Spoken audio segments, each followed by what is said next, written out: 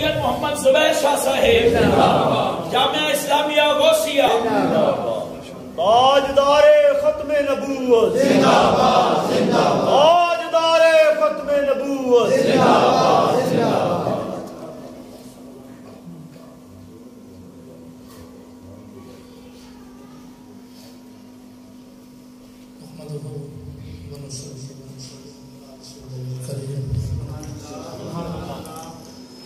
اما بعد فاعوذ باللہ من الشیطان الرجیم، بسم اللہ الرحمن الرحیم۔ فلما نسوا ما ذکروا به فتحنا علیہم ابواب کل شیء حتی اذا فرحوا اخذناهم بغتة فاذا هم مبلسون۔ سبحان اللہ۔ قال اللہ تبارک و تعالی فی شان حبیبہ فی مقام آخر، ان اللہ وملائکتہ یصلون علی النبی یا ایھا الذین آمنوا صلوا علیہ وسلموا تسلیما۔ وعلى آلك وأصحابك يا حبيب الصلاة والسلام عليك يا حبيب الله وعلى آلك وأصحابك يا نبي الله یا رسول اللہ انظر علینا یا حبیب اللہ اسمع قالنا اننا فی غار عم مغرقون خذ ایدینا وسعد لنا اشقانا۔ سبحان اللہ۔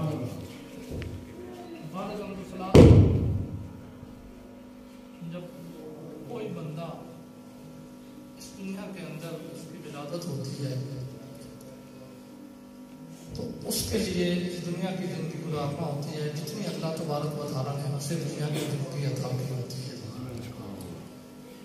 اب بندہ اگر کسی ایماندار آدمی کے ہاں پیدا ہوگا، اس کے اولاد میں سے ہوگا، تو بحیثیت مومن ہمارے لیے دنیا کی زندگی کی ابتدا ہمارے کاموں میں آزان دے کر ہمارے لیے راستہ متعین کر دیا جاتا ہے۔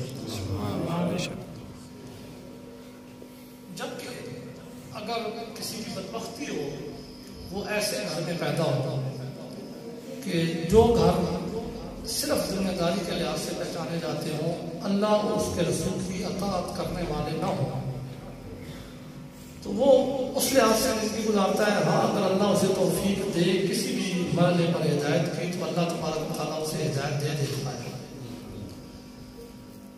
اب میرے دل میں جو موضوع ہے وہ ہے دین و دنیا۔ تو میں بحیثیت مومن اس پہ بات کرنا چاہتا ہوں۔ دنیا کہتے ہیں ان اسباب کو جو بندے کو اپنی زندگی کے ایام گزارنے کے لیے، پورے کرنے کے لیے، بندے کے جسمانی معیشت کے لحاظ سے، اس کی رہائش کے لحاظ سے، اس کے چلنے پھرنے، اٹھنے بیٹھنے کے لحاظ سے جن اسباب کی اسے ضرورت ہوتی ہے، اس کو ہم دنیا کہتے ہیں۔ جبکہ دین کہتے ہیں ان آکام کو، ان مقولات کو کہ جن مقولات پر چل کر ہم اپنی زندگی گزارنے کے اسباب حاصل کر سکیں، جس سے دنیا کی زندگی بھی بہتر ہو سکے، اللہ اور اس کا رسول بھی راضی ہو سکے، اس کو دین کہا ہے۔ بحمد اللہ تعالیٰ بحیثیت مومن ہم پہ اللہ تبارک و تعالیٰ کا اتنا کرم ہے کہ ہماری دنیا بھی ہمارا دین ہے۔ لیکن اس کی میں آپ کو مثال دے دیتا ہوں، مثال دے کر اپنی بات کو آگے بڑھاتا ہوں کہ ہم اگر مکان بنائیں نا، مکان تو اس لیے بنایا جاتا ہے نا کہ اپنے جسم کو گرمی سردی سے بچایا جا سکے۔ یہ دنیا کے لحاظ سے ہم مکان بناتے ہیں، اس مکان بناتے ہوئے ہم اس میں روشندار رکھتے ہیں۔ نظریہ یہ ہوتا ہے کہ بعد سے دھوپ بھی آ سکے، ہوا بھی آ سکے۔ لیکن اگر بحیثیت مومن آپ مکان بنا رہے ہیں اور اس میں روشندار رکھ رہے ہیں، اگر آپ روشندار اس نیت کے ساتھ رکھ دیتے ہیں کہ اس سے اذان کی آواز دیکھیں، وہ روشندار مکان بنانا دنیا تھی، لیکن یہ دنیا بھی ہمارے لیے دین میں بدل گئی۔ اگر اس نیت کے ساتھ آپ رکھیں گے نا، روشنی تو آئے گی، لیکن اگر اس نیت کے ساتھ آپ نے روشندار رکھا کہ اذان کی آواز ہے تو جب تک وہ روشندان رہے گا آپ کو ثواب بھی ملتا رہے گا. دنیا کی دین حیثیت مسلمان ہونے کے لحاظ سے ہمارے نزدیک کوئی اہمیت نہیں ہے. حضرت عبداللہ بن عمر رضی اللہ تعالیٰ سے روایت ہے، آپ فرماتے ہیں ان سے دنیا کا امن کا غریب و کما قال علیہ السلام، فرمایا دنیا میں اس طرح رہے، دنیا کو اس طرح سمجھ جس طرح تو اجنبی ہے کہ اجنبی آتا ہے کسی جگہ پر، وہ اس جگہ پر اجنبی تب تک ہوتا ہے جب تک وہاں پہ رہائش نہ رکھتا ہے. اس نے کسی اور جگہ جانا ہو تو اس کو اجنبی کہا جاتا ہے، اگر وہ وہیں کا ہو تو اس کو اجنبی نہیں کہتے. گویا بحیثیت مومن دنیا ہمارے لیے اجنبی بننے کا ایک سبب ہے. مومن کے لیے آخرت سب سے افضل ہے. ایک اور حدیث میں آتا ہے حضرت علیہ السلام ارشاد فرماتے ہیں کہ اگر دنیا کی کوئی اہمیت ہوتی نا اللہ تبارک و تعالیٰ کی بارگاہ میں، کتنی اہمیت ہوتی ایک مچھر کے پر کے برابر ہے. یہ مثال دی گئی حدیث کے اندر. اگر دنیا کی اہمیت اللہ تبارک و تعالیٰ کی بارگاہ میں مچھر کے پر کے برابر ہوتی تو اللہ تبارک و تعالیٰ کبھی کافر کو دنیا کی نظریں نہ آتا. اس سے یہ پتا چلا کہ مومن کے لیے دین افضل ہے دنیا بار میں.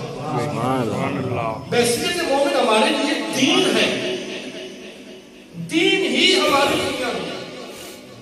کس لحاظ سے لیکن آپ گھر سے نکلتے ہیں حلال رزق کمانے کے لیے، اگر آپ حلال رزق کمانے کے لیے نکلتے ہیں تو آپ کا ہر قدم آپ کے لیے اعمال صالحہ لکھنے کا ذریعہ بن رہا ہے. آپ کا حلال رزق کمانا آپ کے لیے عبادت بن رہی ہے. آپ روٹی کھانے کے لیے رزق کما رہے ہیں، لیکن بحیثیت مومن وہ دنیا بھی آپ کی دین ہے. دنیا اللہ تبارک و تعالیٰ ہمیشہ ان لوگوں کو عطا کرتا ہے جن لوگوں سے اللہ راضی نہیں ہوتا. میں نے آپ کے سامنے قرآن مجید کی آیت القصہ پڑھی 7ویں پارے سے. اللہ تبارک و تعالیٰ فرماتے ہیں فلما نسوا ما ذکروا بہ، جب وہ بھول گئے، کیا بھول گئے؟ ما ذکروا بہ، جس کی ہم نے انہیں نصیحت کی. یعنی اگر بحیثیت مومن ہم دیکھیں تو ہمارے لیے بھی یہ حکم ہے، اور اگر بحیثیت بندہ ہم دیکھیں تو اس میں مراد وہ لوگ ہیں جو اللہ کی وحدانیت کا اعلان نہیں کرتے. اللہ کی نعمتیں تو ملتی ہیں انہیں بھی، لیکن وہ اللہ کی وحدانیت کا اعلان نہیں کرتے. اللہ نے بندوں کو پیدا کیا اپنی عبادت کے لیے. اللہ تبارک و تعالیٰ نعمتیں ہر کسی کو دیتے ہیں، لیکن انسان کی پیدائش کا مقصد ہے رب کی عبادت.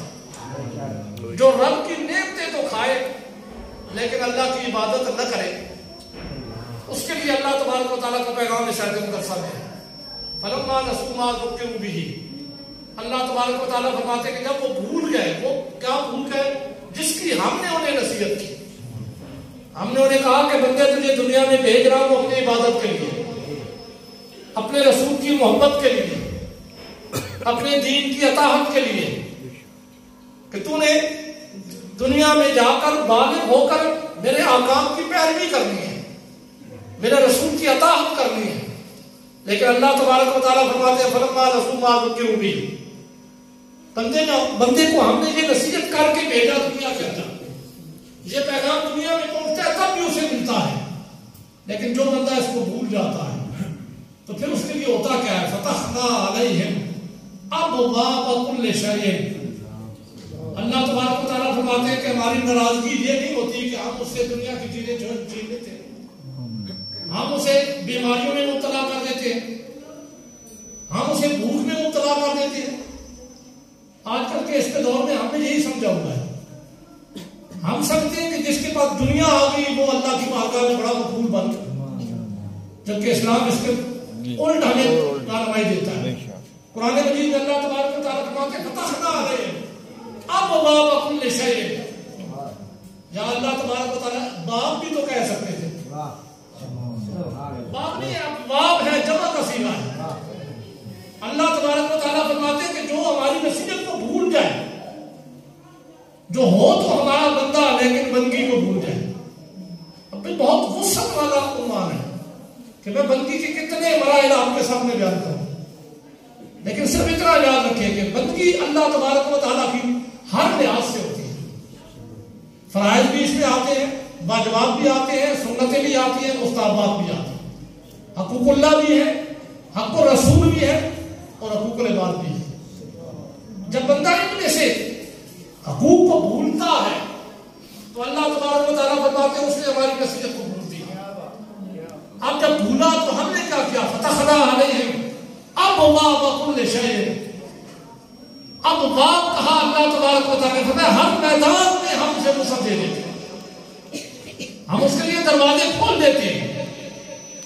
دنیا کی عزت کا دروازہ اس کے لیے کھل گیا, دنیا میں سرداری کا دروازہ اس کے لیے کھل گیا, دنیا میں دولت کا دروازہ اس کے لیے کھل گیا, دنیا میں اور دنیاوی لحاظ سے اس کے لیے ہم نے ہر چیز کا دروازہ کھول دیا. لیکن کب تک کھولا؟ فتحنا علیہم ابواب کل شیء حتی اذا فرحوا. بندہ ان چیزوں کو پا کے خوش ہو جاتا ہے, وہ اتراتا ہے, وہ سمجھتا ہے کہ اللہ مجھ میں بہت راضی ہے, میں گنہگار بھی ہوں, میں اللہ کی نافرمانی بھی کرتا ہوں, پھر بھی میرے لیے دنیا کے دروازے کھلے, ہر میدان میں غلبہ پھر بھی میرے لیے. اللہ تبارک و تعالیٰ فرماتے ہیں خذناہم بغتۃ. پھر اچانک ہماری پکڑ آتی ہے, پھر ہم اسے پکڑتے ہیں. فإذا هم مبلسون. پھر وہ نا امید ہو جاتا ہے, اس کے بعد پھر بچنے کی امید نہیں رہتی. مراد یہ نہیں ہے کہ دنیا میں بچنے کی امید نہیں رہتی, مطلب یہ ہے کہ اس کی جب پکڑ ہوتی ہے تو پھر اللہ اسے توبہ کی توفیق نہیں دیتا. اس لیے دنیا کی جس کے اندر آتا ہے حضرت علیہ السلام ارشاد فرماتے ہیں اذا رأیت اللہ یؤتی العبد من الدنیا علی معاصیہ. جب کسی بندے کو دیکھو نا کہ وہ گناہ پہ گناہ کر رہا ہے, نافرمانیوں پہ نافرمانیاں کر رہا ہے, اس کے گناہ بڑھتے ہی جا رہے ہیں, وہ ہدایت کی طرف بالکل نہیں آتا, اس کی نافرمانیاں بڑھتی ہی جا رہی ہیں, لیکن اس کے باوجود جو اللہ اللہ اسے عطا کرتا ہے. کیا عطا کرتا ہے؟ من الدنیا. یہاں دین نہیں کہا, یہ نہیں کہا گیا کہ میرا دین, اللہ اسے دین عطا کرتا ہے. حدیث کے الفاظ ہے من الدنیا, اللہ اسے دنیا عطا کرتا ہے, دنیا کا ساز و سامان اسے ملتا ہے. تو جب یہ چیز کسی شخص کے اندر دیکھو تو اس سے کبھی گمراہ نہ ہونا. نا فإنما هو استدراج, یہ اس کے لیے دھوکہ ہے. فإنما هو استدراج حدیث کے الفاظ ہے, بے شک یہ اس کے لیے استدراج ہے, یہ اس کے لیے دھوکہ ہے. وہ اس سے یہ نہ سمجھے کہ اللہ اس سے راضی ہوگا. تو اللہ تو اس سے راضی ہوگا جو دنیا کو چھوڑ کر دین اختیار کرتا ہے, جو دین کو ترجیح دیتا ہے, سبحان اللہ, جو اسلام کا بندہ ہے. اللہ تبارک و تعالیٰ اس سے راضی ہوتا ہے. اسلام کے بندوں کی دین دنیا کی طرف کوئی توجہ نہیں ہوتی. ہمارے جتنے بھی سلف ہیں انہوں نے ہمیشہ دنیا کے اسلام کو ترجیح دی, کیونکہ یہی شریعت مطالعہ ہمیں بتاتی ہے. حدیث کے اندر آتا ہے, مستدرک شریف کی ایک حدیث ہے, بہت پرانا واقعہ آپ کو گزار کر رہا ہوں. ایک منٹ اللہ کرے.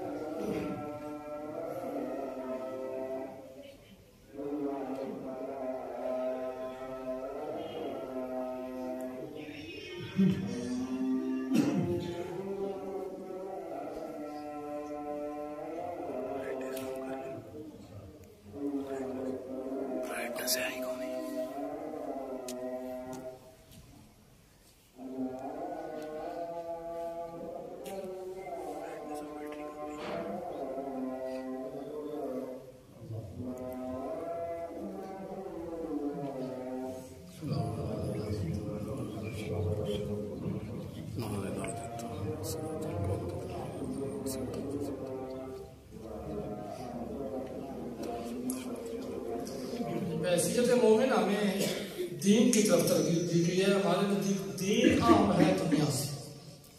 دنیا بھی ہمارے لیے وہی افضل ہے جو دین کے تابع ہو. اس کے لیے دلائل کے طور پر میں آپ کے سامنے ایک حدیث پیش کرنے لگا تھا. مستدرک شریف جلد 4 کے اندر سے ایک حدیث میں آپ کے گوش گزار کرنا چاہتا ہوں. یہ واقعہ ہے جنگ قادسیہ کا. قادسیہ کا میدان ہے. عراق اور ایرانیوں کے درمیان جو جنگ ہوئی تھی. ایرانیوں کی بہت بڑی جماعت تھی جو مجوسیوں پرستوں کی طرف اس میں سارے شامل تھے. اس جنگ میں مسلمانوں کی طرف سے جو ان کے کمانڈر بن کے گئے تھے, لیڈر بن کے گئے تھے, وہ حضرت مغیرہ بن شعبہ رضی اللہ تعالیٰ. اور اس وقت ایرانیوں کا غلبہ تھا. جب قادسیہ کا میدان لگا نا, دونوں فوجیں آمنے سامنے. مجوسیوں کی طرف سے ان کا کمانڈر بولا. اس نے کہا کہ تمہارا کمانڈر کوئی ہے جو میری باتوں کا جواب دے, میرے سامنے ہے, میں اس سے کچھ باتیں کرنا چاہتا ہوں. اس سے پہلے کہ جنگ شروع ہو, قتل و مقاتلہ ہو دونوں طرف سے, اپنے کمانڈر کو آگے بھیجو. مسلمانوں کی طرف سے حضرت مغیرہ بن شعبہ رضی اللہ تعالیٰ عنہ اس کے سامنے چلے گئے. اب اس نے جو حدیث کے الفاظ ہیں اس نے آپ کو مخاطب کر کے کہا نا, انکم معاشر العرب, اے عرب والو, میں جانتا ہوں, مجھے پتا ہے, عرف تو میں جانتا ہوں کہ تم یہاں کیوں آئے. جو اس کے حدیث کے الفاظ ہے وہ سنیے گا کہ مسلمانوں کے نزدیک دین کتنی اہمیت رکھتا ہے. دنیا کہاں پہ کھڑی ہے اور دین کہاں پہ ہے. میدان جنگ ہے اور ایرانیوں کا زور ہے, غلبہ ہے ان کا. وہاں ان کے سامنے اس وقت کوئی کھڑے ہو کر جواب بھی نہیں دے سکتا تھا. لیکن بحیثیت مومن جب اس کے اندر دین ہو نا, پختہ دین ہو, تو پھر وہ دیندار مومن کبھی کسی سے ڈرتا نہیں. لیکن جذبہ یہ بھی ہو کہ میں دین دنیا کے لیے نہیں استعمال کر رہا. آج ہم ختم نبوت کے بھی نعرے لگاتے ہیں تو وہ بھی دنیا کے لیے. آپ لبیک کے نعرے بھی لگاتے ہیں تو وہ بھی دنیا کے لیے, کیونکہ ہمارا معیار تو گر گیا ہے. ہم تو صرف دنیا داری کی خاطر یہ سب کچھ کرتے ہیں. لیکن پکا مومن وہ ہوتا ہے جس کے نزدیک دین سب سے افضل ہوتا ہے. دنیا اس کے نزدیک ایک مکھی کے پر کے برابر بھی نہیں. اس کا ثبوت ملتا ہے اس حدیث سے. جب حضرت مغیرہ بن شعبہ رضی اللہ تعالیٰ اس کے سامنے جاتے ہیں, وہ مجوسیوں کا کمانڈر کہتا ہے, ایرانیوں کا کمانڈر کہتا ہے, اے عربوں کی جواب, مجھے پتا ہے تم یہاں کیوں آئے ہو. تم تلواریں لے کر اس میدان جنگ میں کیوں آ گئے ہو؟ اس لیے کہ تمہارا شہر وہ ہے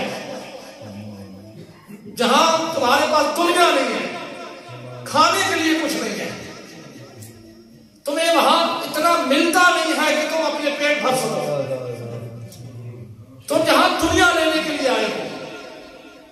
تو جی انہیں تہام, یہ حدیث کے الفاظ ہے.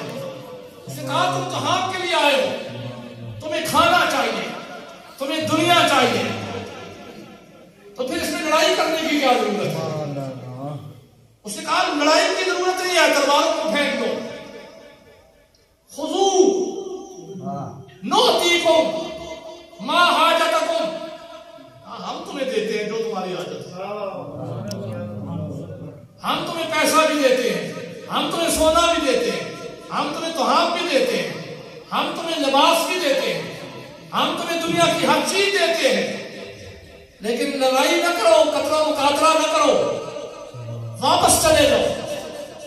کیونکہ ہمیں پتا ہے کس مقصد کے لیے تم آئے ہو. تم تو صرف دنیا لینے کے لیے آئے ہو, دنیا داری کے لیے آئے ہو. تمہیں کھانا نہیں ملتا, تم کئی کئی راتیں بھوکے رہتے ہو. اس کے لیے تم یہاں پہ آ گئے ہو. اس کے لیے ہم لڑائی نہیں کرنا چاہتے. خذو نؤتیکم حدیث کے الفاظ ہے, ما حاجتکم, پکڑ لو, ہم تمہیں دیتے ہیں جتنی تمہاری حاجت ہے. دوسرے لفظوں میں کہا کہ خالی چیک ہم تمہیں دے دیتے ہیں, جو مرضی ہے لے لو, لیکن چلے جاؤ, جہاں سے چلے جاؤ. ساتھ ہی اس نے تنقید بھی دی, کہا ولکننا قوم مجوسین, تم ہمیں جانتے نہیں ہو, تلواریں تو لے کے آ گئے ہو, بھوک کی وجہ سے آ گئے ہو, دنیا کے لیے آ گئے ہو, تمہیں پتا نہیں ہے کہ ہم کون سی قوم ہیں. ہم مجوسی قوم ہیں. انا نکرو, ہم برا جانتے ہیں کہ تمہارا قتل یہاں پہ کریں اپنی زمین میں. تنجسون بدمائکم الینا. وہ سمجھتے تھے کہ مسلمان نجس ہیں, وہ سمجھتے تھے کہ مسلمان پلید ہیں. انہوں نے اپنی زمین کو پاک سمجھ رکھا تھا. وہ سمجھتے تھے کہ ہم قاتل ہوں گے, یہ مقتول ہوں گے. جنہیں مرنا تھا وہ قاتل بننا چاہ رہے تھے, کیونکہ انہیں پتا نہیں تھا نا کہ مسلمانوں کے اندر جب دین کا جذبہ آ جائے, پھر مسلمان اگرچہ کمزور ہی کیوں نہ ہو اس کا مقام کیا بن جاتا ہے. مسلمان تھوڑے ہی کیوں نہ ہو, پھر وہ نعرے نہیں لگاتے, پھر وہ میدان جنگ میں کودتے, پھر وہ یہ نہیں دیکھتے کہ مدِ مقابل کون ہے. کہا ہم نہیں چاہتے کہ تمہارے نجس خون سے اپنی زمین کو ناپاک کرے. ہم قوم مجوس ہیں, ہم نے تلواریں اٹھا لی تو تم واپس نہیں جا سکے گو. لیکن ہمیں پتا ہے کہ آئے کس مقصد کے لیے آئے ہو. تم دنیا کے لیے آئے ہو تو ہم تمہیں دنیا دینے کے لیے تیار ہیں, جتنی مرضی ہے دنیا لے لو. جب وہ بیان کر چکا نا, اب دیندار آدمی کھڑا ہوا اس میدان میں, ان کے سامنے کھڑے ہوئے حضرت مغیرہ بن شعبہ رضی اللہ عنہ فرماتے ہیں اے مجوسیوں کی قوم, اب ہماری طرف سے بھی سن لو, اب حضور علیہ السلام کے غلام کی باتیں بھی سن لو. ہم بظاہر کمزور تمہیں نظر آتے ہیں, واقعی ایسا ہے کہ ہم ایک دن کھاتے ہیں تو 10 دن ہمیں کھانے کے لیے کچھ نہیں ملتا. ہم نے غربت میں اس دین کو قبول کیا ہے, لیکن جب ہم نے یہ دین قبول کر لیا ہے اب دنیا ہمارے سامنے کچھ بھی نہیں. اس لیے نہیں آئے. حضرت مغیرہ بن شعبہ رضی اللہ عنہ پہلے تعارف کراتے ہیں, فرماتے ہیں نحنو نعبد الحجارہ, ہم بھی وہی قوم تھے, ہم بھی بتوں کی پوجا کرتے تھے, ہم بھی پہلے دنیا دار تھے تمہاری طرح, ہم بھی آگ کی پوجا کرتے تھے, ہم بھی ستاروں کی پوجا کرتے تھے, ہم نے بھی بہت سے خدا بنا لیے تھے. رائت لو احسن حجر من حجر, پتھروں کو ہم عبادت کیا کرتے تھے. اگر اپنے بت سے کوئی اچھا پتھر دیکھ لیتے تو فالکا ہو, اس کو پھینک دیا کرتے تھے, اور اس کی جگہ ہم دوسرے پتھر کی عبادت کرنا شروع کر دیتے تھے. جب تک ہمارا یہ معاملہ تھا اس وقت ہم بھی دنیا کے طرفدار ہوا کرتے تھے, اس وقت ہمارے نزدیک بھی دنیا کی اہمیت ہوا کرتی تھی. لیکن پھر ہوا کیا, اللہ نے ہماری جانب رسول بھیجا. من انفسنا, ہمارے اندر سے اللہ نے ہمارے لیے رسول بھیج دیا. لا نعرف ربا, ہمیں رب کا کوئی علم نہیں تھا, ہم رب کو کوئی نہیں پہچانتے تھے, لیکن اس نے آ کر ہمیں کہا کہ ایک اللہ کی عبادت کرو. اس نے آ کر ہمیں کہا کہ میں اللہ کا رسول ہوں. جب اس نے ہمیں کلمہ پڑھا دیا, جب اس نے ہمیں دیندار بنا دیا, اب تم کہتے ہو کہ ہم تو حرام کے لیے آئے ہیں.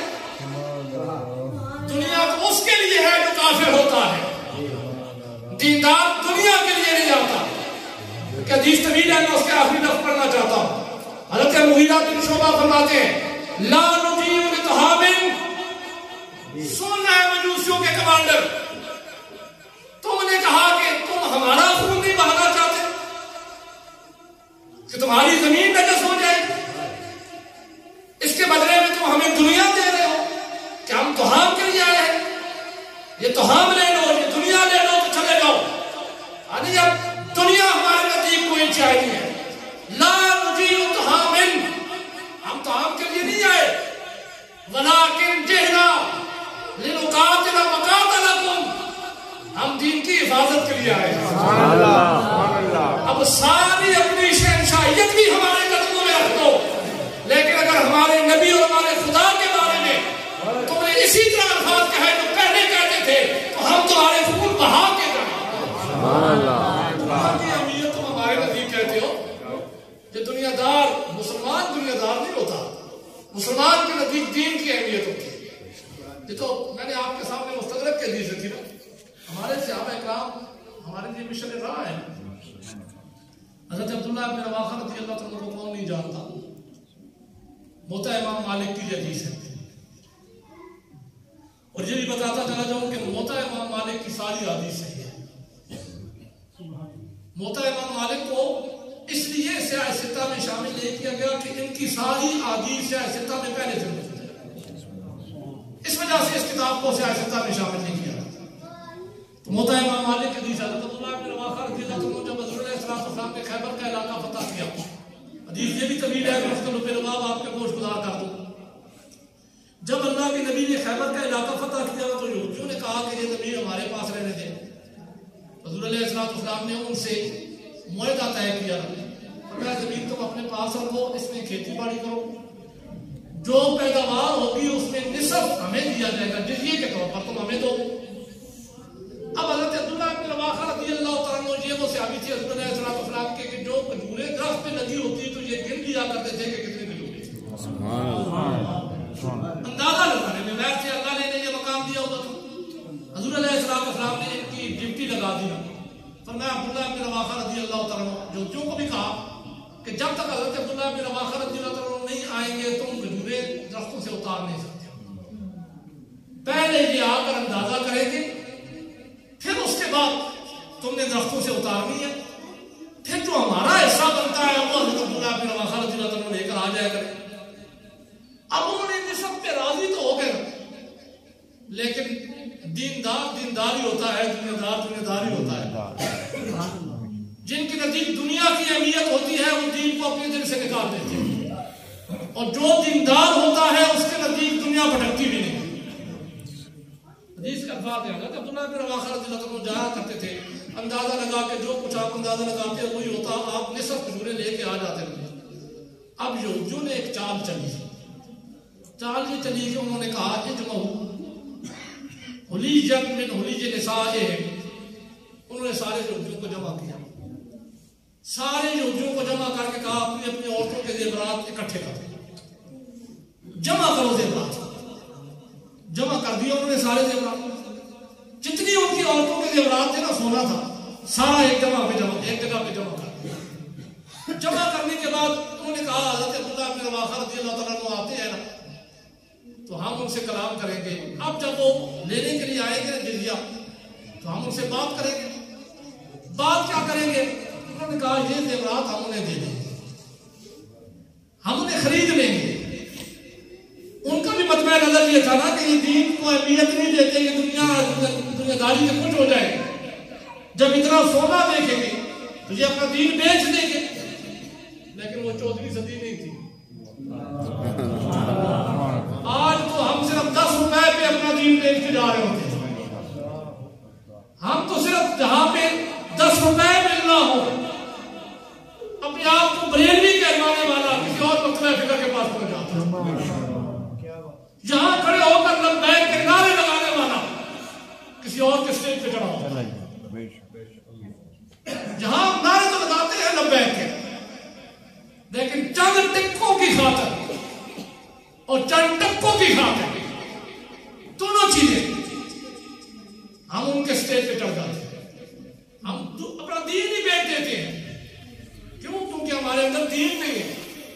اگر دین ہوتا تو ہمارا کردار بھی آج یہی ہوتا جو حدیث کے اندر ہمیں حضرت عبداللہ بن رواحہ رضی اللہ عنہ کا کردار مل رہا ہے۔ جب آپ پہنچے تو انہوں نے کہا ھذا لکا، عبداللہ بن رواحہ رضی اللہ عنہ یہ سارا سونا جو ڈھیر سونے کا لگا ہوا ہے یہ آپ کے لیے، ھذا لکا، جتنا زیور ہم نے جمع کیا ہوا ہے یہ تمہارے لیے ہے۔ آپ نے فرمایا کیوں؟ کہنے لگے خفف عنا تجاوز من القسم، اس کے بدلے میں ہم پر تخفیف کر دیجیے، اس کے بدلے میں تقسیم میں ہمیں مہلت دے دیجیے، ہمارے لیے نرمی کر دیجیے۔ آپ کا کیا جاتا ہے، قلم کا ہی تو مار ہے، آپ نے صرف اتنا بتا دینا ہے نا کہ اتنا حصہ بنتا تھا، آپ کا تو کچھ نہیں جائے گا۔ جیسے آج ہمارے یہاں یہ ہوتا ہے نا، جب تک آفس میں بندہ بیٹھا ہوتا ہے نا تب تک یہی کر رہا ہوتا ہے، پھر اسی حرام کی کمائی سے جب مکان بناتا ہے تو اوپر لکھا ہوتا ہے ھذا من فضل ربی، یہ آدھا من فضل ربی نہیں، آدھا من غضب ربی ہے. ہمیں سمجھ نہیں آ رہی کہ اللہ تبارک و تعالیٰ فرماتے ہیں فلما نسوا ما ذکروا به فتحنا علیہم ابواب کل شیء حتی اذا فرحوا بما اوتوا. جب اللہ اس کے رسول کے احکام کی خلاف ورزی کر کے مان آئے تو پھر اس آیت کو سامنے رکھا. اللہ تبارک و تعالیٰ فرماتے ہیں جب خوش ہو جاتے ہیں بندے جو ہم نے انہیں عطا کیا اخذناہم بغتۃ تو پھر اچانک ان پہ پکڑ آتی ہے. جب وہ پکڑ آتی ہے فإذا هم مبلسون تو وہ نا امید ہو جاتا ہے، اس کے لیے چھوٹنے کا کوئی راستہ نہیں ہوتا، سیدھا جہنم میں جاتا ہے. جبکہ مومن اس کے مطمع نظر میں دین ہوتا ہے. جب انہوں نے کہا یہ سارا آپ کے لیے، آپ کا کیا جائے گا، بس خفف عنا، تخفیف کر دو ہم پر، بجائے نصف لینے کے ایک حصہ لے کے چلے جاؤ، چوتھا حصہ لے کے چلے جاؤ. یہاں کوئی اور نہیں ہے، ہم کسی کو نہیں بتائیں گے، آپ بھی کسی کو نہ بتانا، بس کہہ دینا اتنا حصہ، آپ سے پوچھے گا بھی کوئی نہیں، کیونکہ مسلمانوں کے نبی کا تو آپ پہ ٹرسٹ ہے. انہیں تو پتا ہے کہ آپ صحیح فیصلہ کرتے ہیں، آپ سے سوال بھی نہیں ہوگا، آپ کا گھر بھی سونے سے بھر جائے گا، آپ کے پاس بنگلے بھی آ جائیں گے، آپ کے پاس سواریاں بھی آ جائیں گی، آپ کو دنیاوی سہولت بھی مل جائے گی. تو حضرت عبداللہ بن عمر رضی اللہ تعالیٰ عنہ نے حقیقی معنی میں مومن ہونے کا کردار ہمارے سامنے رکھا. جو دیجیے انہوں نے کہا خفف عنا، اتنا بڑا سونے کا ڈھیر. میں نے پہلے کہا تھا آج ہمارے جیسا مومن ہوتا تو ڈھیر تو دور کی بات، صرف سونے کی چمک دیکھ لیتا تو سب کچھ بھول جاتا. نہیں ہے ہمارے سامنے، ساری زندگی سنیوں کے پیروکار بن کر آج شیعوں کے پاس جا کر بیٹھے ہوئے ہیں یا نہیں؟ جہاں ہی ہم ان کے نعرے لگایا کرتے تھے، سنیوں کا بادشاہ، سنیوں کا شہنشاہ. آج کیا ہے وہ؟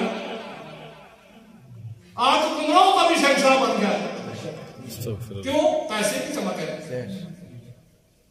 اسی لیے حضور علیہ السلام کے حدیث مبارکہ کو دیکھ رکھتے اللہ کے نبی فرماتے ہیں میری امت پر ایک وقت آئے گا کہ صبح ایک بندہ مومن ہوگا، شام کو کافر ہوگا،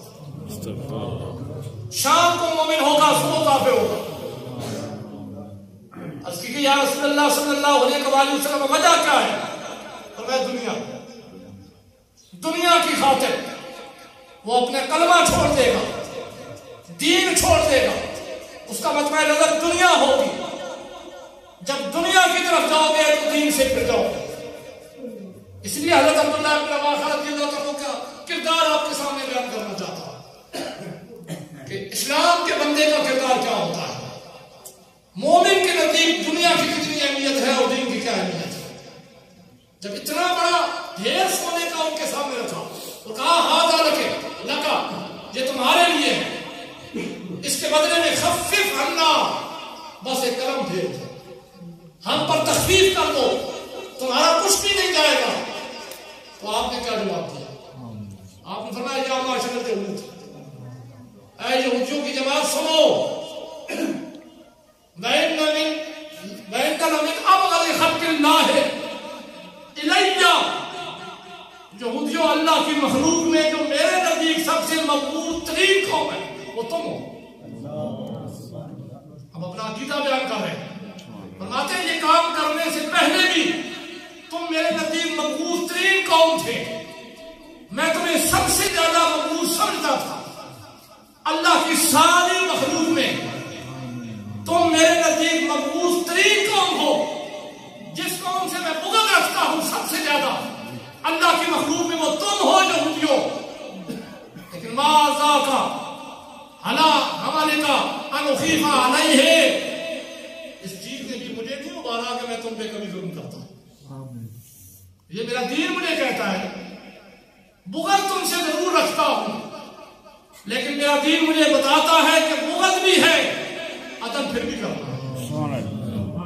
میں نے کبھی تم پہ ظلم نہیں کیا، حالانکہ میرے دل سے پوچھو تو سب سے مقبول ترین قوم میرے نزدیک تم ہو. اللہ کی مخلوق میں کہا یہ بھی نظام بندوں میں. حدیث کے الفاظ سنیے من خلق اللہ. سبحان اللہ.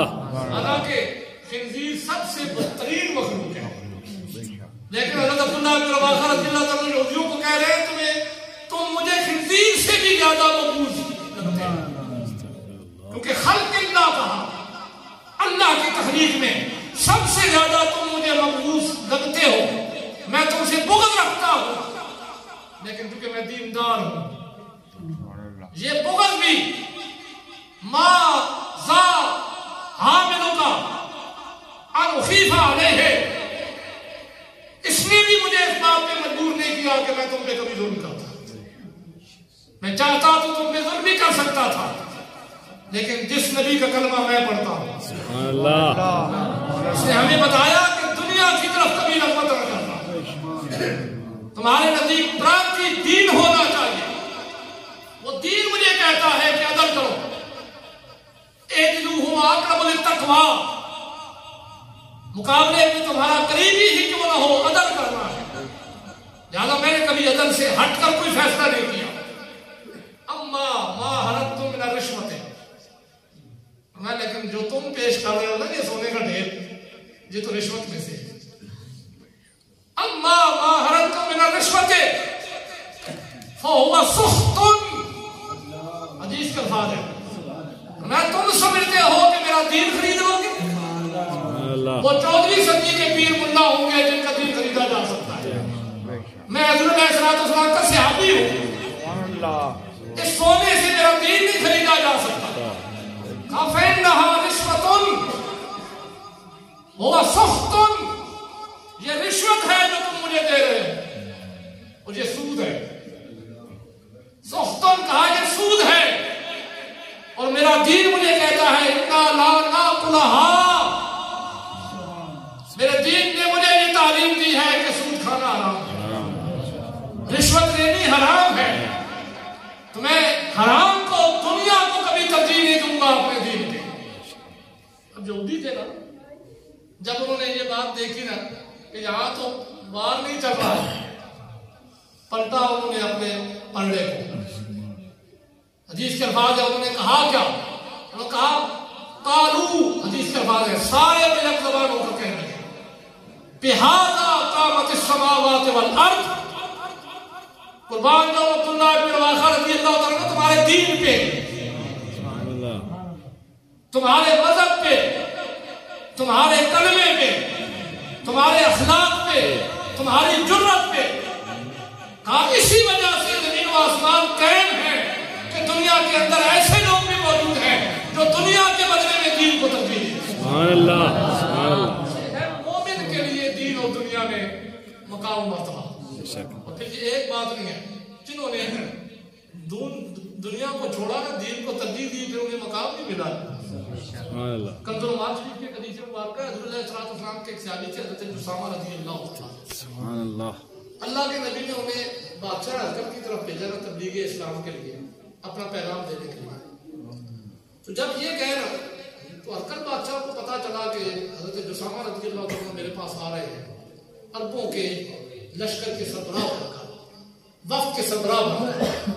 اسے پہلے سے ایک تھا یا اس کا طریقہ ہوا کرتا تھا کہ جو بھی سربراہ ہوتا تھا اس کے لیے وہ اپنے تخت میں اپنی کرسی کے ساتھ کرسی لگایا کرتا تھا عزت دینے کے لیے. دنیا داروں کے نزدیک دنیا کی چیز، دنیا کی بادشاہی، دنیا کی عزت شمار کی جاتی ہے. اس نے آپ کے لیے بھی سونے کے ایک تخت کی کرسی بنائی، اپنے تخت کے ساتھ اس نے بچھا دی.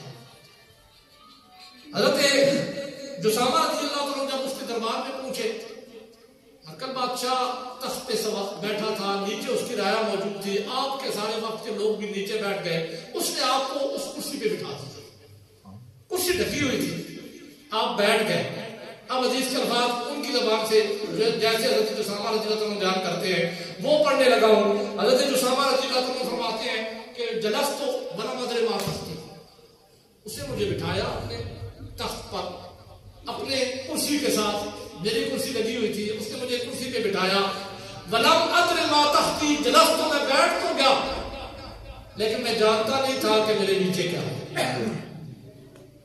کہتے ہیں وَلَمْ أَدْرِ مَا تَحْتِي، میں جانتا نہیں تھا میرے نیچے کیا. فَإِذَا نَظَرْتُ، اچانک وہ پردہ ہٹا، وہ چادر ہٹی، میں نے دیکھا فَإِذَا هُوَ كُرْسِيٌّ مِّن ذَهَبٍ، وہ تو سونے کی بنی ہوئی کرسی تھی. سبحان اللہ. وہ کرسی سونے کی بنی ہوئی تھی. اب کون نہیں چاہتا کہ سونے کی کرسی پر تخت کے اوپر بادشاہ کے ساتھ بیٹھے؟ سارے لوگ نیچے بیٹھے ہوئے. یہاں تو ہم سٹیج پہ بیٹھنے کے لیے جھگڑا کرتے ہیں کہ مجھے بھی موقع مل جائے میں سامنے بیٹھ جاؤں. وہاں تو سونے کی کرسی تھی اور بادشاہ نے خود بنائی تھی، خود بچھوائی تھی، بیٹھ بھی گیا، اسے بٹھا بھی دیا. لیکن دین کیا ہے اور دنیا کیا ہے مومن کے لیے؟ مومن کے نزدیک دنیا کی کیا اہمیت ہے، دین کی کیا اہمیت ہے؟ سنیے، حضرت اسامہ رضی اللہ تعالیٰ فرماتے ہیں جیسے ہی میری نظر پڑی میں اتر گیا اس سے. نظر تو کہتے ہیں میں نے کرسی چھوڑ دی، میں اس سے اتر گیا، میں نیچے بیٹھ گیا. اب کہتے ہیں بھرے مجمع میں اس ہرکل بادشاہ نے مجھے کہا لمن انزلت ھذا اکرمناک، اے اسامہ اترے کیوں ہو؟ میں نے تو تمہیں عزت دی تھی، میں نے تو تمہاری عزت کے لیے یہ کرسی رکھی تھی. اکرمناک حدیث کے الفاظ ہے. اس نے کہا میں نے تمہیں عزت دینے کے لیے یہ کرسی سونے کی یہاں پہ رکھوائی، عزت کے لیے تجھے بٹھایا رہا ہے، ساری نیچے بیٹھی ہے، تو میرے برابر بیٹھا ہوا ہے، میں تجھے عزت دے رہا ہوں اور تو اس کرسی کو چھوڑ کر نیچے بیٹھ رہا ہے. تو آگے سے حضرت اسامہ رضی اللہ تعالیٰ کیا جواب دیتے ہیں؟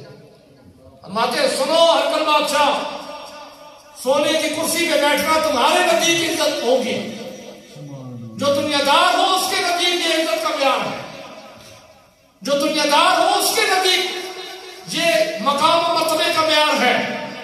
ہم دنیا دار نہیں ہیں، ہم دیندار ہیں. ہم نے جس نبی کا کلمہ پڑھا ہے ینہا کا، اس نے ہمیں منع کیا ہے. کس سے؟ ہنہا، سونے کی کرسی سے منع کیا ہے. اب تو لاکھ سونے کی کرسیاں بنا کر میرے لیے رکھ دے، میرا دین مجھے نہیں کہے گا کہ میں انہیں اپنے پاؤں کی ٹھوکروں پہ دوں. مجھے نیچے بیٹھنے میں جو مقام ملے گا وہ سونے کی کرسی پہ نہیں ملے گا. کیوں؟ کیونکہ وہ دیندار تھا. اور جب دین کو دنیا میں ترجیح دی جائے نا تو پھر جو مقام ملتا ہے وہ مقام بیان کرنے کے قابل ہے. کون نہیں جانتا حضرت بلال رضی اللہ تعالیٰ عنہ؟ کون نہیں جانتا انہیں؟ انہوں نے بھی تو دنیا کے بدلے میں دین کو ترجیح دی تھی، مارے بھی کھائے، لیکن پھر مقام کیا ملا؟ تفسیر درر منصور کی ایک روایت ہے، سارے تفسیر درر منصور کے اندر یہ حدیث موجود ہے کہ حضور علیہ السلام نے جب مکہ فتح کیا، اب فاتحانہ انداز میں مکہ شریف میں داخل ہوئے تو ظاہر مکہ شریف میں نماز کی فرضیت ہوئی تھی. اس کے ساتھ ہی حضور علیہ السلام ہجرت کر کے مدینہ شریف چلے گئے تھے، کیونکہ اس وقت مکہ پر مشرکین کا غلبہ تھا، وہ مسلمانوں کو نماز پڑھنے نہیں دیا کرتے تھے. مسلمانوں پر مکہ شریف کی زمین تنگ کر دی گئی. حضور علیہ السلام بھی ہجرت کی، آپ نے بھی اپنے صحابہ کو بھی ہجرت کرنے کا موقع دیا. اب کئی سالوں بعد جب مکہ شریف فتح ہوا، پہلی مرتبہ حضور علیہ السلام فاتحانہ انداز کے ساتھ اپنے صحابہ کرام کے ساتھ مکہ شریف میں داخل ہوئے. اذان کا وقت ہو گیا، کیونکہ اذان کو سنت بنی تو وہ بھی مدینہ شریف میں بنی. مکہ شریف میں تو اذان تھی نہیں جب تک ابتدا میں نماز فرض ہوئی تھی. یہ تو جب مسلمانوں کی تعداد بڑھی تب اذان سنت قائم ہوئی. اب پہلی مرتبہ مکہ شریف میں اذان دینے کا وقت آیا، نماز کا وقت آیا. حضور علیہ السلام نے اس بڑے مجمع میں جس جگہ پہ بے شمار قرآن صحابہ بھی موجود تھے، سبحان اللہ، جن کی آواز بھی ٹھیک تھی، جن کے تلفظ بھی ٹھیک تھے، ان میں سے ہر کوئی اذان دے سکتا تھا. لیکن حضور علیہ السلام نے اذان کے لیے چنا حضرت بلال رضی اللہ عنہ. کیوں چنا؟ کیونکہ اللہ کے نبی یہی تو بتانا چاہتے تھے نا کہ جو دنیا سے دین کو ترجیح دے اسے مقام کیا ملے. تو مومن کے نزدیک دنیا کی کیا اہمیت ہے اور دین کی کیا اہمیت ہونی چاہیے. حدیث کے الفاظ ہیں فرقا بلال ہزار کعبہ، حضرت بلال رضی اللہ عنہ کعبۃ اللہ کی چھت پہ چڑھ گئے. سبحان اللہ.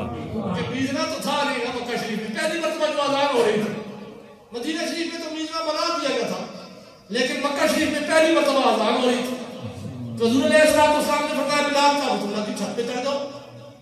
حدیث کا الفاظ ہے فرقا بلال علی دار الکعبہ، حضرت بلال رضی اللہ تعالیٰ کعبۃ اللہ کی چھت پہ. ذرا ایک لمحے کے لیے تصور کیجیے وہ منظر، حضور علیہ السلام نیچے، حضرت بلال رضی اللہ تعالیٰ کعبۃ اللہ کی چھت پہ، جلیل القدر صحابہ کرام سارے نیچے، حضرت بلال رضی اللہ تعالیٰ کعبۃ اللہ کی چھت پہ. وجوزنوا حدیث کا الفاظ ہے صرف چڑھے نہیں اذان دینا شروع کر دیا. اب کعبۃ اللہ کی چھت پہ حضرت بلال رضی اللہ تعالیٰ اذان دے رہے، جو عربی نہیں ہے اجمی ہے، گورا رنگ بھی نہیں ہے، کالا رنگ ہے، حبشی بھی ہے، ہونٹ بھی بڑے بڑے ہیں اور زبان میں لکنت بھی ہے، بعض روایتوں میں آتا ہے. لیکن اللہ کے نبی نے کتنا مقام و مرتبہ دیا جب دین کو انہوں نے اختیار کیا. اتنے مجمع میں صحابہ کے مجمع میں کعبۃ اللہ کی چھت پہ کھڑے ہو کر اذان دے رہے ہیں. وَيُؤَذِّنُ حدیث کے الفاظ ہے، جب اذان دیتے ہیں نیچے کھڑے لوگوں میں سے کچھ لوگوں نے کہا انظروا الى هذا العبد الاسود، اس سیاہ رنگ کے غلام کو دیکھو.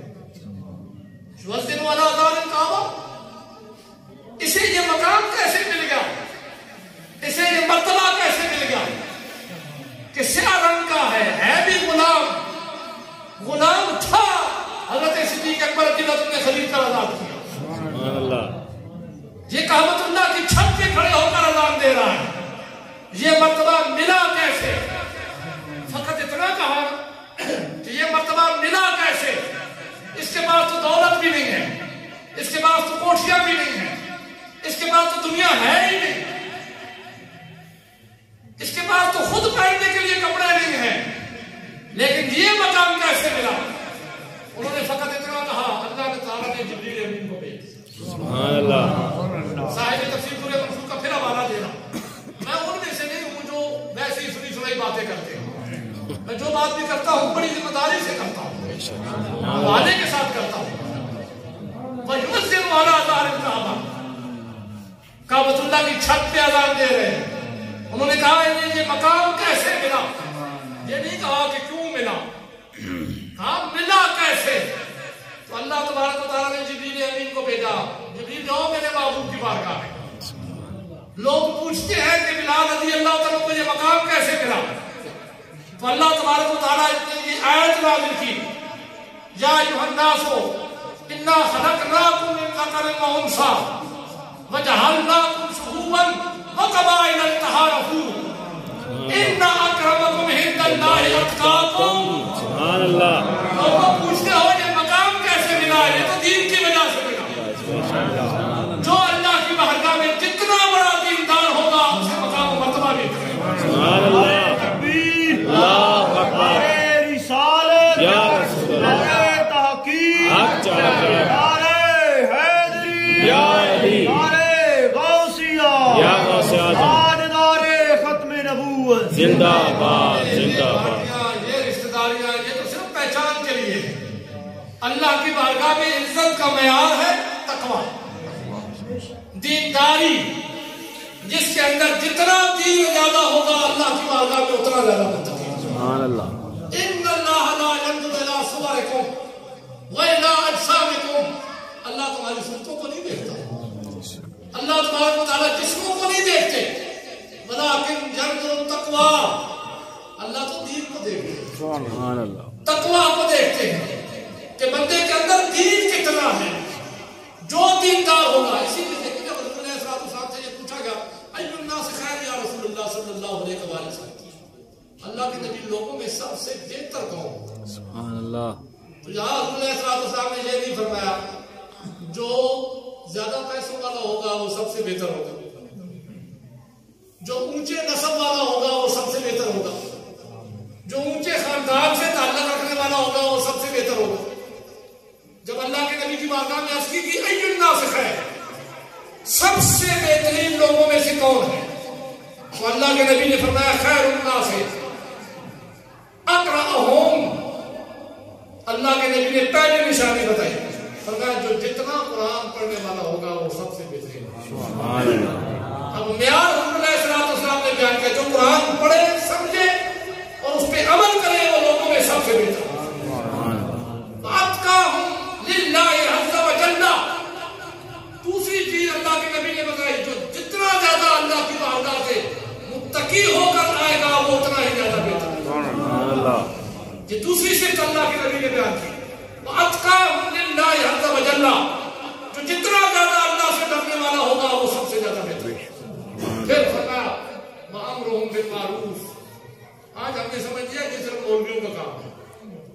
نیکی کا حکم دینا صرف مولویوں تک محدود رکھ دیا. اگر آپ مولویوں کو ہی سب سے بہترین بنانا چاہتے ہیں تو یہ مولویوں کی خوش قسمتی ہے. ورنہ اللہ تبارک و تعالیٰ کے محبوب نے تو سب کے لیے اعلان فرمایا. کہ سوال میں یہ نہیں کہا گیا کہ مولویوں میں کون بہتر ہے. سوال میں تو یہ کہا گیا اِنَّ النَّاسِ خَيْرٌ. لوگوں میں سب سے بہتر ہے. میں وَأَمْرُهُمْ بِالْمَعْرُوفِ. جو نیکی کا حکم دینے والا. نیکی کا حکم دینے سے مراد یہ نہیں ہے کہ خود نہ کرے.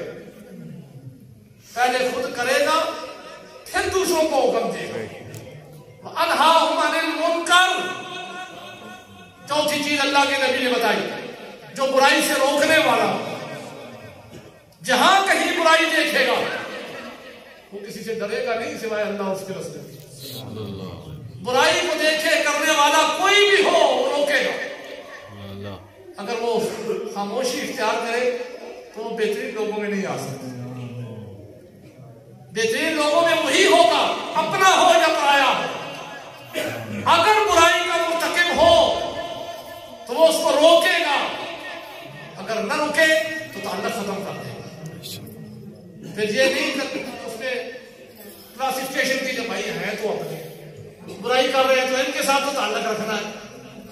نہیں, برائی چھوٹا کرے بڑا کرے. برائی چھوٹا کرے بڑا کرے. اگر برائی ہے تو پھر روکنا ہے. میں بات جہاں پہ اس لیے کہہ رہا ہوں مجھے بتائی گیا مجھے نہیں پتا یہ سچ ہے یہ جھوٹ ہے. دو باتیں چل رہی ہیں وہ دونوں باتیں کہیں رکھنا. میں وہی بات کروں گا جو شریعت کے مطابق ہوگی جو حق بات ہوگی. اسی لیے اللہ نے مجھے یہ مقام دیا کہ آج میرے مخالف بھی وہ چھپاتے پھر رہے ہیں. ابھی عبدالغفور صاحب نے آپ کے سامنے بیان کیا 14 ماہ تک میرا کیس چلتا رہا لیکن اللہ تبارک و تعالیٰ کا لاکھ لاکھ شکر ہے کہ ہمیں سب ہوئی. سبحان اللہ. اللہ اکبر. یا رسول اللہ. اس میں میری ذات کوئی اہمیت نہیں. میں اس میں سارے سنوں کو مبارکباد کا مستحق ہوں. سبحان اللہ. کہ ہمارے عقیدے کی فتح ہوگی. بے شک یہ ہمارے عقیدے کی فتح ہوگی. اس لیے کیونکہ میں نے کبھی جتنی میری طاقت ہے اس کے مطابق میں سچی بات جو مجھے سمجھ ہاں کہیں میں غلط بات کہہ دوں مجھے میری غلطی کا پتہ چلے میں بھی معذرت کروں. کیونکہ بندہ ہوتا ہی وہ ہے جو غلطی کرنے کے بعد اسے توبہ کرے. غلطیاں تو سزا ہو سکتی ہیں. جہاں مجھے پتا چلا کہ کوئی ویڈیو پیغام یا غالباً یا خالد حسین خالد صاحب نے نبی علی صاحب نے یا چند اور لوگوں نے کوئی کہا کہ جی تحریک لبیک کے ساتھ کیونکہ ہمارے سیاسی یا ان کی جو پالیسیاں ان سے ہمارا اختلاف ہے لہذا ہم اس کو چھوڑتے ہیں. اور ان کا یہ اتنا بڑا جرم سمجھ لیا کہ پالیسیوں سے اختلاف تو کسی کو بھی ہو سکتا ہے کسی سے بھی ہو سکتا ہے. انہوں نے یہ تو نہیں کہا کہ ہمیں سنیوں سے اختلاف ہے. میں ان کو وکیل نہیں ہوں لیکن جو بات سچی ہے کوئی بھی کرے بہترین لوگوں کی نشانیاں اللہ کے نبی نے بتائی کہ سچ بات کو بیان کرتے ہیں. جہاں برائی دیکھے روکتے ہیں. تو انہوں نے یہ کہا نا ہمارا پالیسیوں سے اختلاف ہے. یہ تو نہیں کہا کہ لبیک یا رسول اللہ کے نعرے سے ہمارا اختلاف. لبیک یا رسول اللہ کے نعرے سے کس سنی کو اختلاف ہو سکتا ہے؟ تاجدار ختم نبوت کے نعرے سے کس سنی کو اختلاف ہو سکتا ہے؟ اسی نعرے کے لیے تو ہم دن رات خوش آئے. اس سے کسی کو اختلاف ہو سکتا ہے؟ یہ بھی اتنی بڑی بات اس کا میں کبھی تذکرہ ہی نہیں کرتا.